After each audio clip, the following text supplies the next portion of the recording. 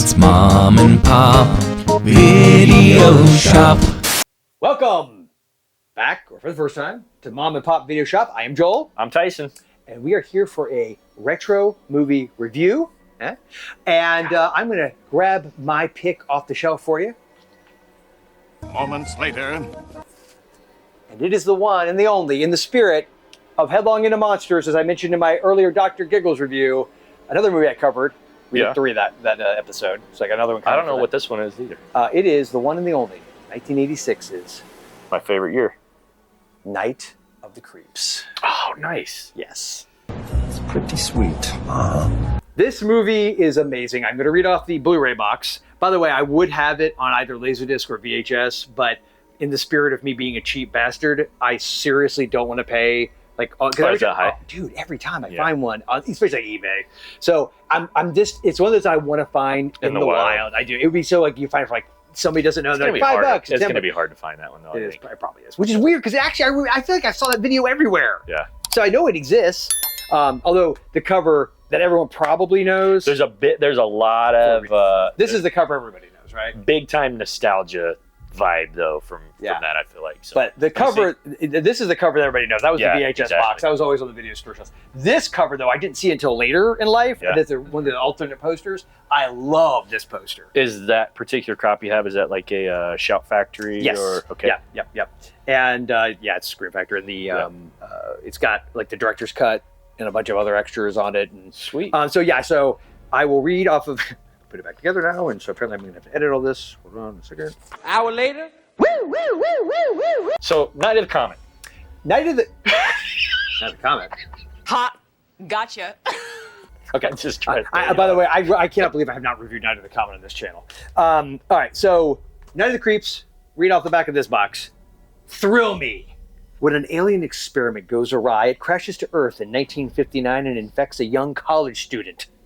27 years later, his cryogenically frozen body is thawed out by fraternity pledges, and the campus is quickly overrun by alien creatures whose victims turn into zombies. Fred Dekker's thoroughly enjoyable throwback chiller deftly mixes all sorts of genres while simultaneously having fun with them. The college and all the leading characters are named after famous horror movie directors. That's literally all it says. That's kind of a random way to end it. Ew. Was that a little sudden? So, according to Bloody Disgusting, a fantastic horror movie, there's so much to love about Night of the Creeps that I have no idea where to begin. I think that's apropos because it is great. I think what I've concluded about this channel and our reviews, I don't know how you feel about yourself. I've never considered myself to be a movie critic. I feel pretty, I do a daily affirmation in the mirror. Yeah. I'm good enough. Is that like smart enough and doggone it? People like And when you look, do you see a clown? I do. Time to send in the clowns. So I feel good about myself. How do you feel about yourself? I feel pretty good about myself, but I do not feel like, and it's probably why, I don't feel like I'm a movie critic.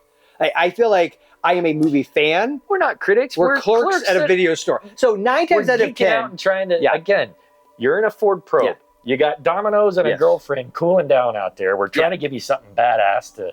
Yes. But see, I feel like when people go and look for reviews on YouTube, they expect like not every review is going to be like 5 stars, 5 tapes, right? But here's the thing. We try, not always, but we try to not let each other know what the other person picked, which is why, now by and large, we obviously have very similar tastes. I don't know what his review, like what his rating for this is going to be. I have a feeling it won't be like a 2 or 1, but I don't know what it'll actually be. So it better not be a 2 or a 1. But all of that being said, by and large, this is more, like he said, about us promoting movies we love, sharing them with you if you've never heard of them before, which, well, I mean, there's maybe somebody out there who has it or hasn't seen it for whatever reason.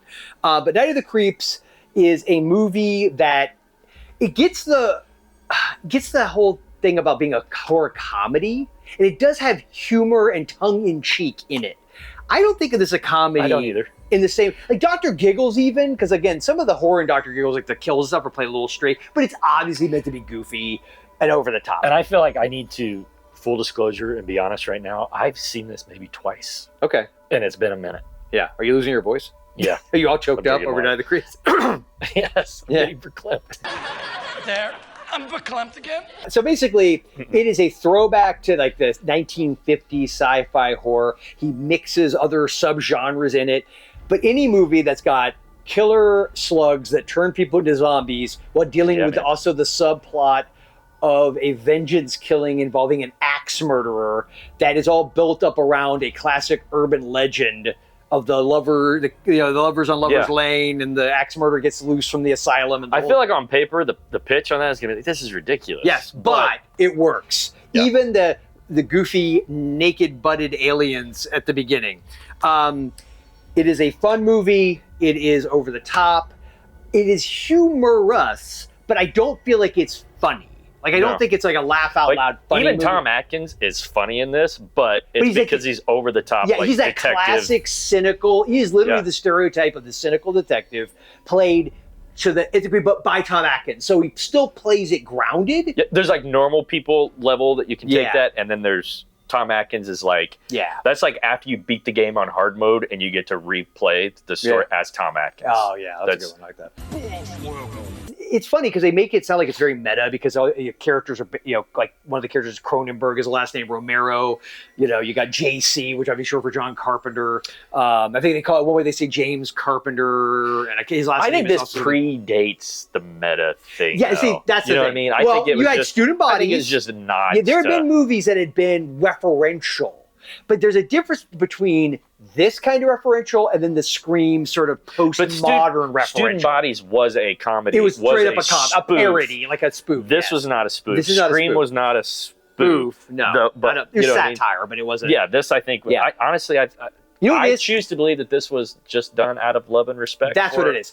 Scream is done intentionally, I think, in a postmodern mindset. This is not.